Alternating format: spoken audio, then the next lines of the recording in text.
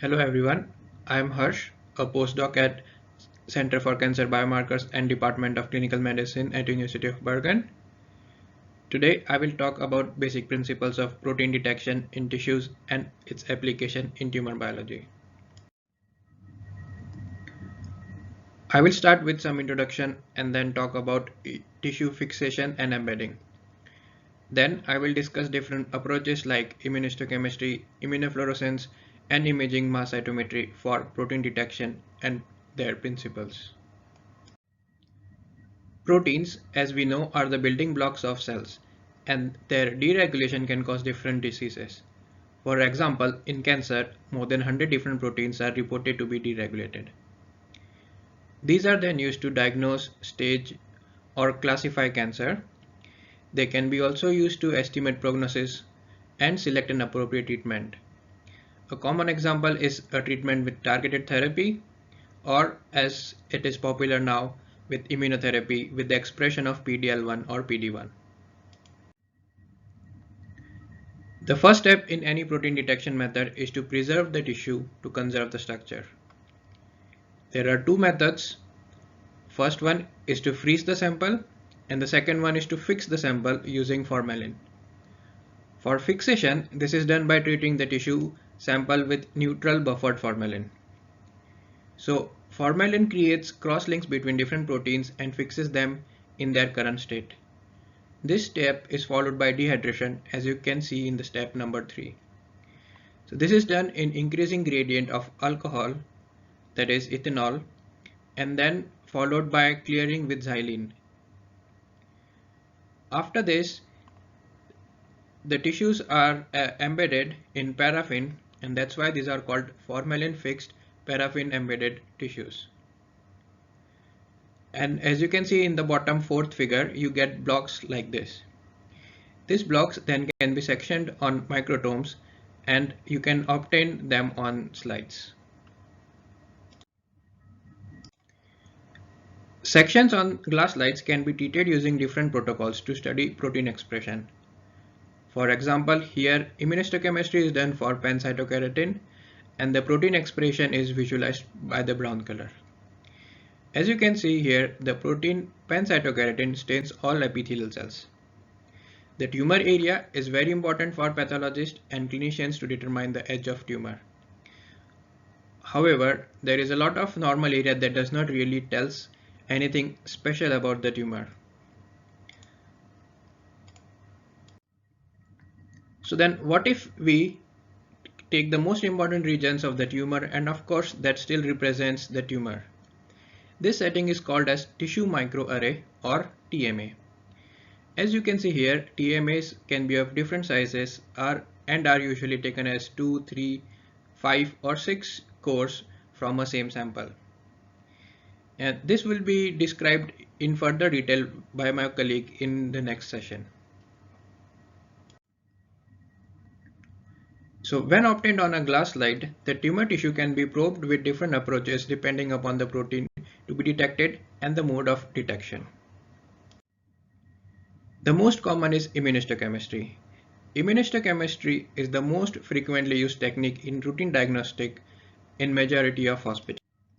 Immunohistochemistry is based on the principle of antigen-antibody interaction. These are then visualized by enzyme-substrate reaction. The typical steps involved in immunohistochemistry can be seen on the left of the slide. Before proceeding to the primary antibody, the tissue is subjected to antigen retrieval. This is done to break the cross-links formed during fixation.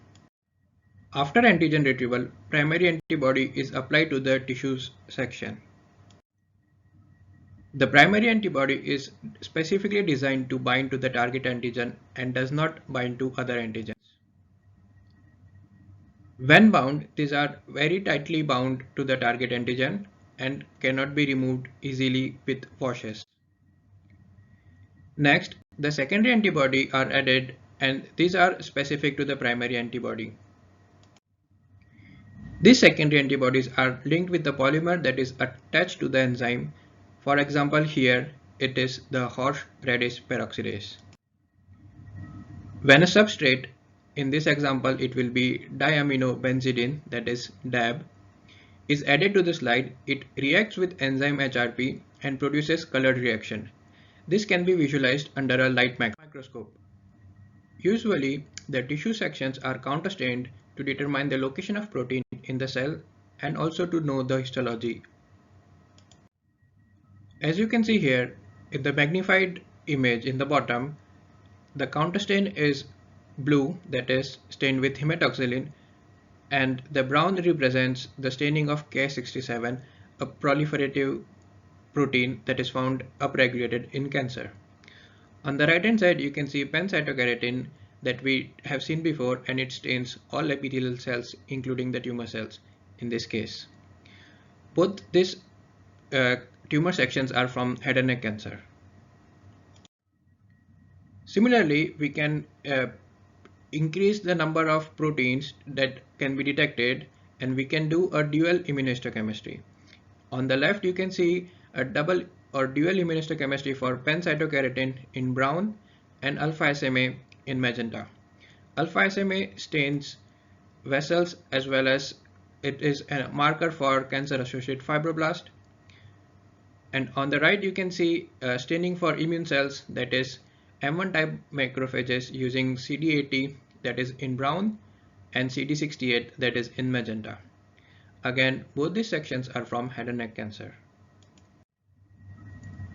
Similarly, it can be used in triple immunohistochemistry, as you can see on the left with the staining of BMI1, P75NTR, and ALDH1, as well as these can be combined with in situ hybridization as it is done on the right with pancytokeratin, alpha SMA, and microRNA21 in blue. The next approach that can be followed to detect proteins is immunofluorescence. The basic principle remains similar to immunohistochemistry. However, the detection method is different. Here, the secondary antibody is tagged with a fluorophore that emits fluorescence when excited under fluorescence microscope. The steps involved are on the left, and as you can see, it follows a similar protocol to immunohistochemistry. Immunofluorescence can be of two different types. It can be a direct, where the fluorophore is directly tagged to the primary antibody, or it can be indirect, where the fluorophore is targeted to the or tagged to the secondary antibody. In these examples of dual immunofluorescence, you can see the pancytokeratin staining the epithelial or colon epithelial cells and desmin staining the stromal cells. Whereas on the right, you can see pancytokeratin staining the normal epithelial cells in the tonsil in red, as well as the K67 staining proliferating cells in green. This slide briefly compares different aspects of immunohistochemistry and immunofluorescence. As we can recall, immunofluorescence needs fluorescence microscope to visualize the stained protein, therefore increasing the cost of operation, which is not a problem in immunohistochemistry.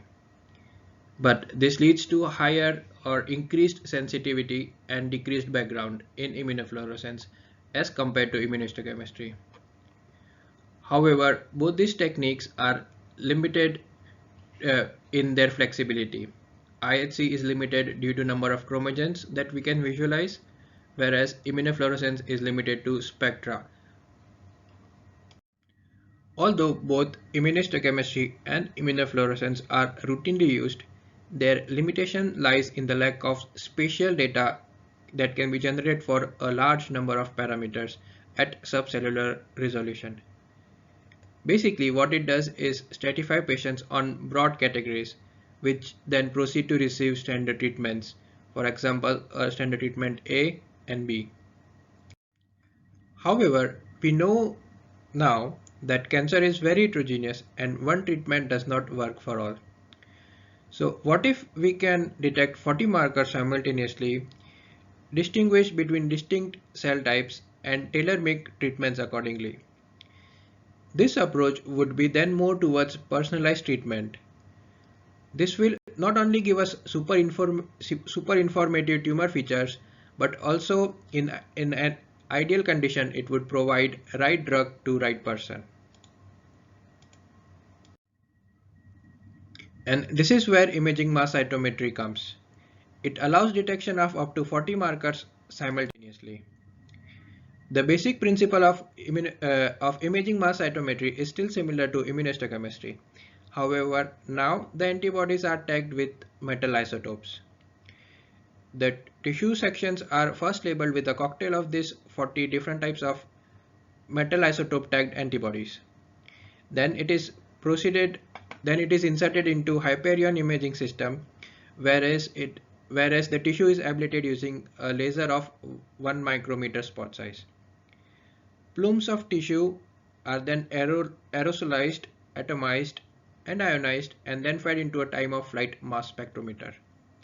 Here, the metal ions are separated based on mass, and a high-dimensional image is generated, which then can be combined and visualized, resembles a traditional fluorescence microscopy image.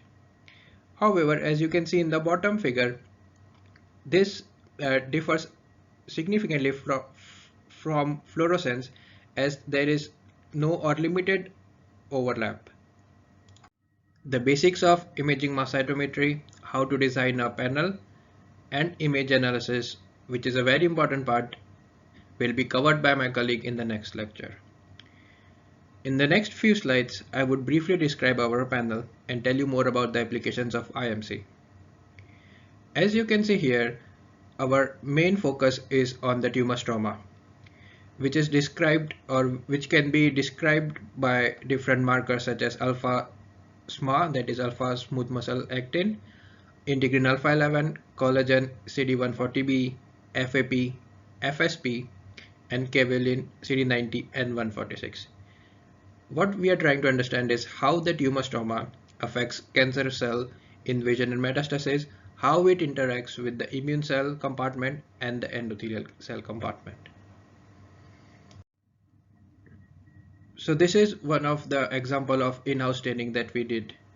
Here you can see 6 different markers, mainly focusing on the subtypes of cancer-associated fibroblast, that is integrin alpha 11, alpha smooth muscle, CD140B, sorry, with their interactions with E-cadherin and Ki67 positive epithelial cells.